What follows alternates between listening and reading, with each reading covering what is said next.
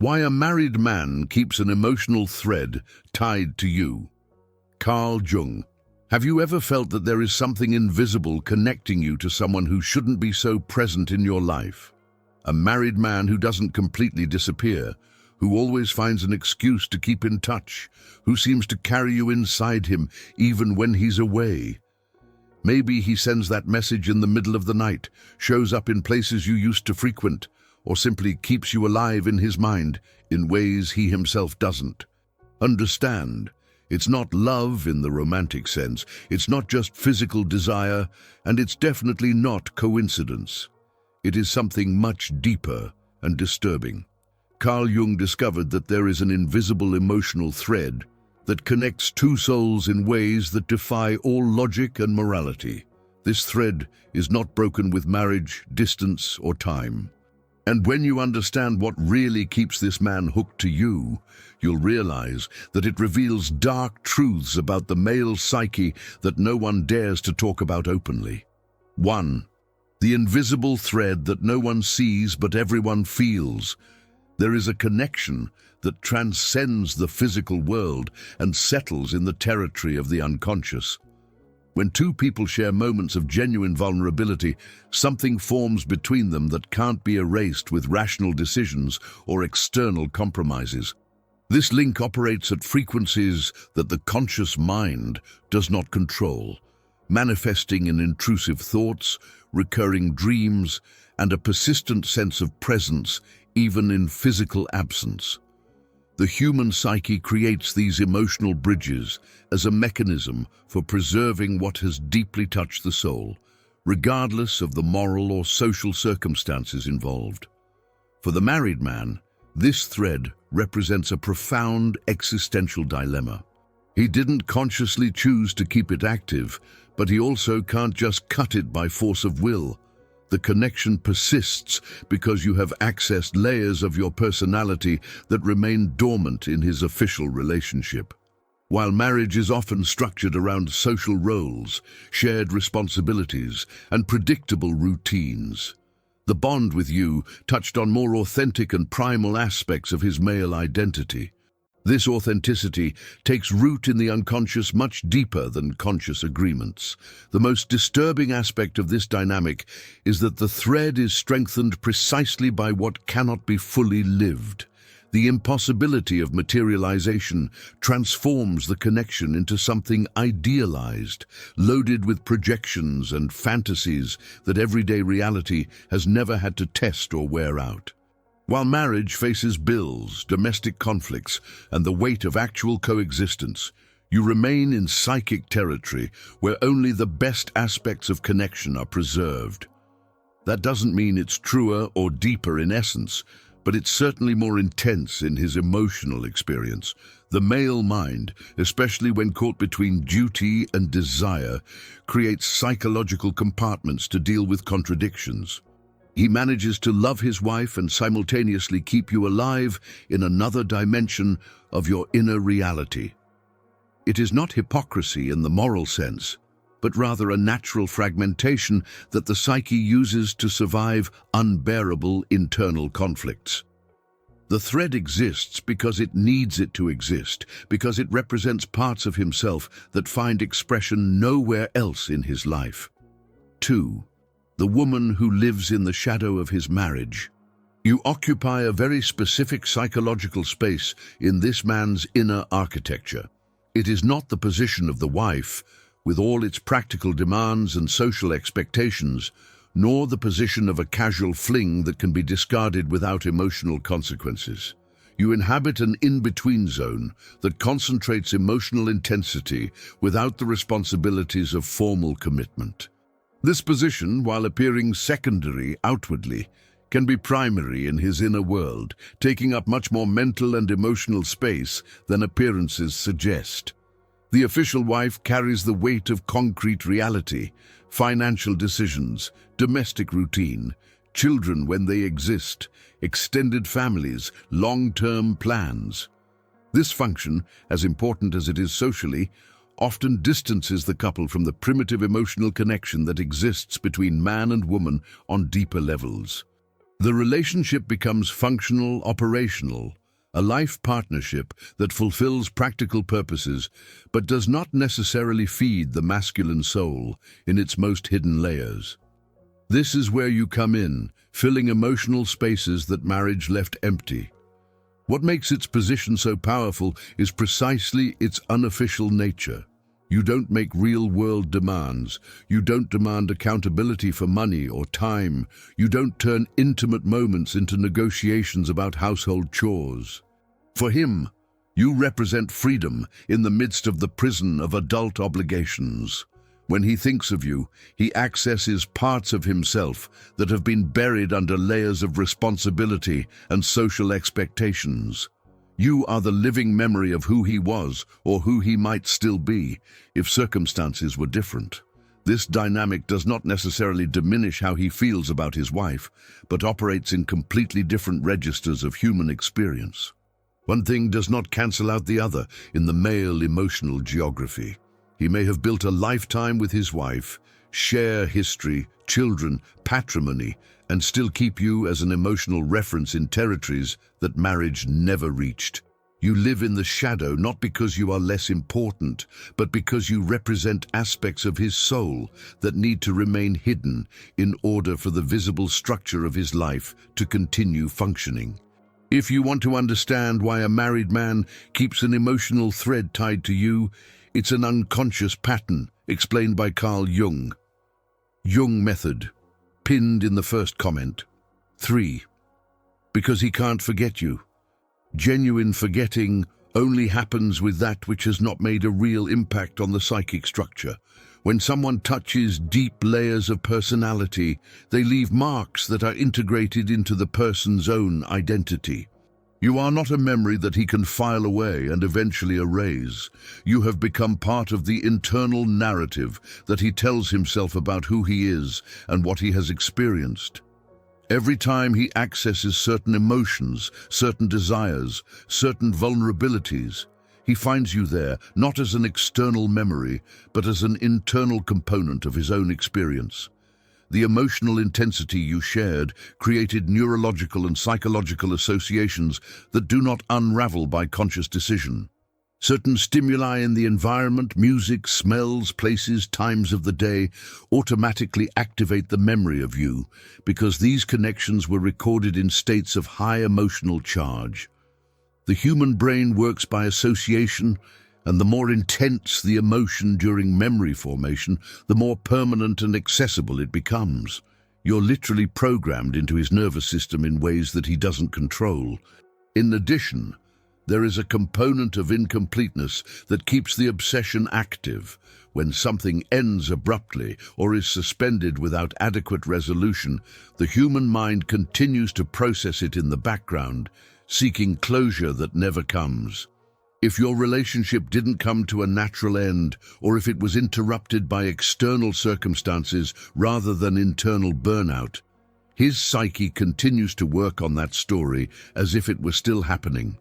It's like a computer program running in the background, constantly consuming mental resources. There is also the factor of preserved idealization. Because you have not gone through the full wear and tear of prolonged coexistence, it maintains a version of you and your connection that is protected from the inevitable disillusionments of everyday reality. This idealized version serves as the benchmark against which everything else in his life is measured and often takes second place. It's not exactly you he can't forget, but the experience of himself when he was with you, the version of him that emerged in those moments and that now seems inaccessible. 4. What you awaken that the wife does not awaken. Certain aspects of masculinity remain dormant or repressed within the structures of traditional marriage. Established conjugal life tends to domesticate the most primitive impulses of man, channeling his energy into responsibilities, provision, and maintenance of the family structure. Over time, this domestication can deepen so much that it loses contact with essential parts of nature itself.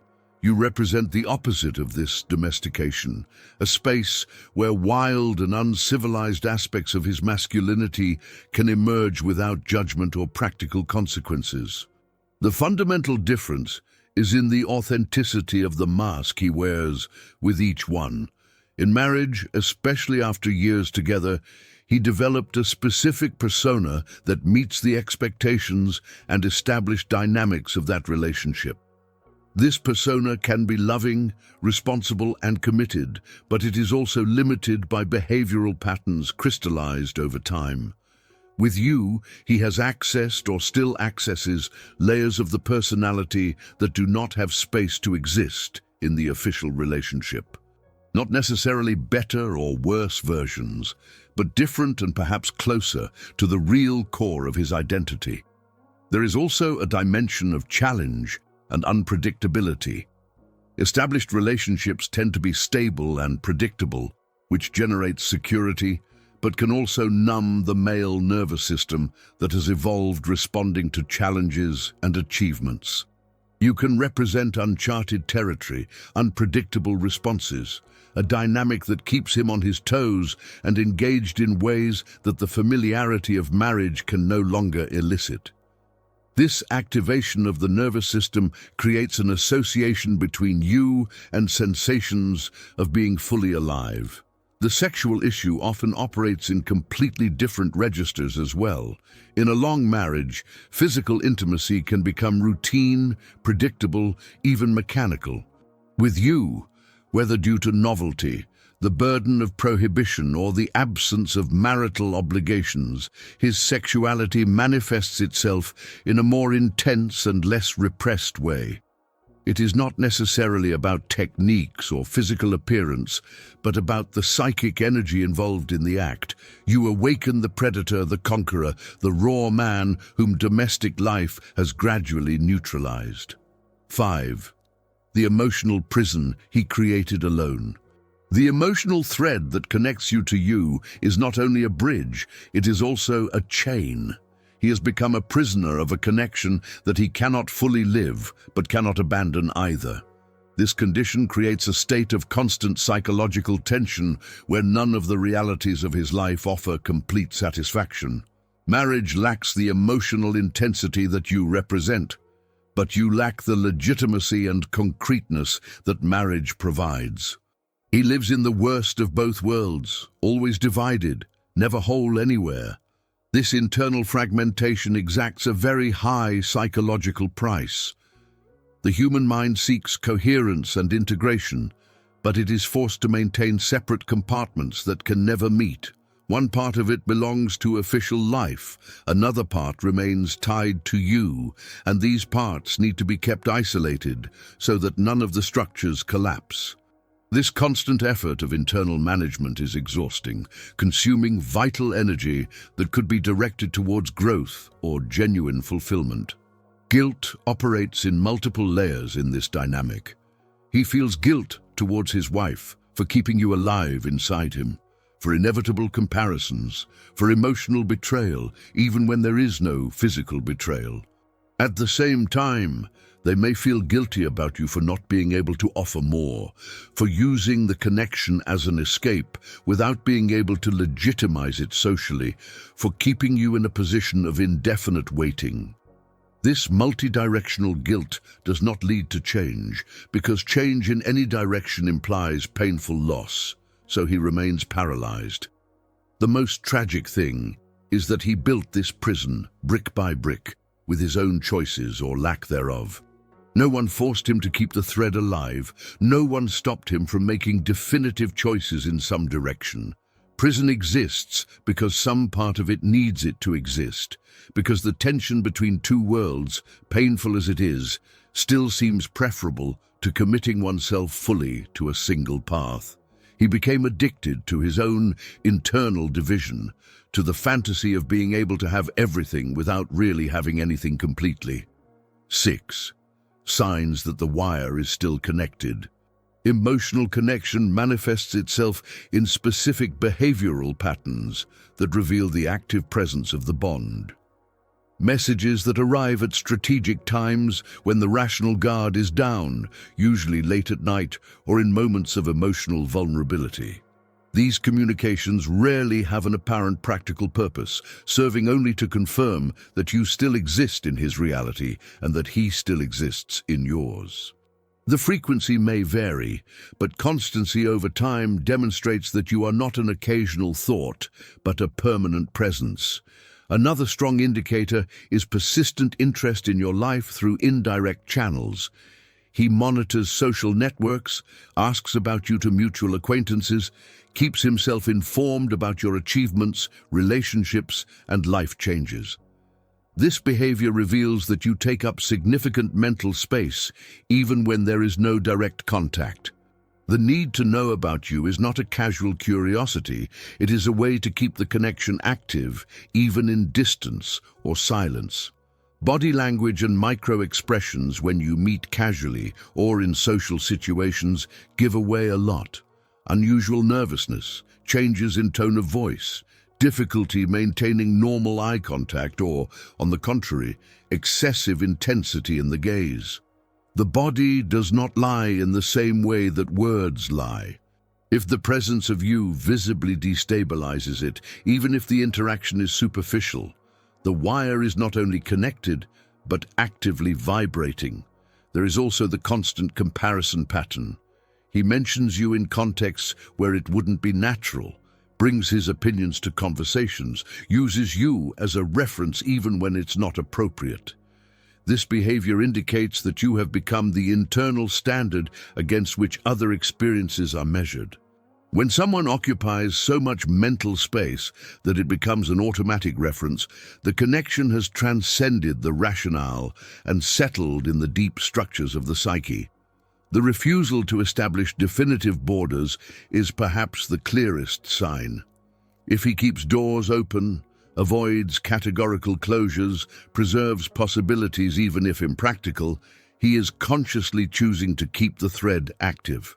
Men who have actually ended emotional connections create unambiguous distance and do not harbor ambiguity.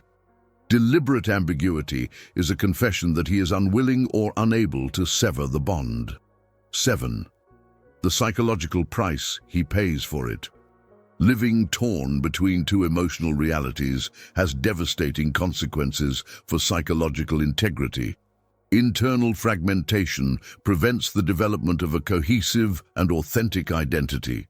It becomes a collection of different versions of itself that never integrate into a functional whole. This internal discontinuity generates chronic low-grade anxiety, a persistent sense of being out of place regardless of where you are physically or emotionally. It is never completely present anywhere because part of it is always somewhere else. The ability to experience genuine joy is compromised. Moments that should be fully lived are contaminated by the awareness of internal division. He can't fully enjoy the family because you're in his thoughts. He can't completely surrender to the moments with you because guilt and the reality of the official engagement haunt him. This inability to be fully present silently but relentlessly robs the quality of life. The wear and tear of the constant management of two parallel realities is immense. Massive psychic energy is consumed by keeping secrets, managing communications, controlling emotional expressions, navigating social situations where both worlds can collide. This constant vigilance leaves no room for genuine relaxation or spontaneity. He lives in a state of permanent alertness, which eventually leads to deep mental and emotional exhaustion. The consequences extend to physical health as well. The chronic stress of maintaining internal contradictions manifests itself in bodily symptoms, sleep problems, chronic muscle tension, vulnerability to disease, compensatory addictions. The body eventually presents the account that the mind tried to hide. Men in this situation often develop addictions to alcohol, overwork, or other forms of escape because the psychological reality they have created has become unbearable to face sober and present. 8. How to cut that thread without destroying yourself. The first truth that needs to be faced is that you cannot control his choices or his inner world. The thread exists because it allows and feeds this existence. Your only real sphere of power is in your own responses and decisions. To remain emotionally available, waiting for him to resolve his contradictions, is to transfer authority over his life to someone who has demonstrated an inability to make definitive decisions. Reclaiming your power starts by recognizing that you are choosing to participate in this dynamic every moment that remains accessible. Cutting the wire is not a single act, but a process of gradual disconnection that requires brutal discipline. It means eliminating all channels of communication without exception, not out of anger, but out of the need for emotional survival. Complete lockdowns on all platforms, routine changes to avoid casual encounters, breaking with shared social circles when necessary. Each preserved contact point is wire that remains connected. The disconnect needs to be radical because partial connections keep the wound open indefinitely. The grieving process for the loss of connection is inevitable and should be honored, not avoided. You're not just losing a person, you're losing the version of yourself that existed in that dynamic. You're losing possibilities that your mind built. You're losing the identity that was formed around that connection. This grief has stages that need to be crossed with awareness: denial, anger, bargaining, deep sadness, and finally acceptance. Trying to skip these steps or anesthetize them only prolongs the suffering. Reconstructing identity, independent of this connection, is the work of months or years, not weeks. It means rediscovering who you are when you are not defined by the relationship with him. What are your desires that do not involve this dynamic? What life you want to build that does not depend on him choosing you eventually? This reconstruction often requires moving away from everything that is contaminated by his memory, creating completely new experiences that form the basis for a new identity. The final truth is that cutting the hair will hurt intensely at first, but it is the only way to regain psychological integrity. Staying connected is choosing prolonged, diffuse pain that never ends, but also never reaches intensity that forces change. Cutting is choosing sharp, concentrated pain that eventually heals. You deserve a life where you are not a secret, shadow, or emotional refuge from someone who cannot completely choose you. That life only becomes possible when you cut the wire, not waiting for it to cut first.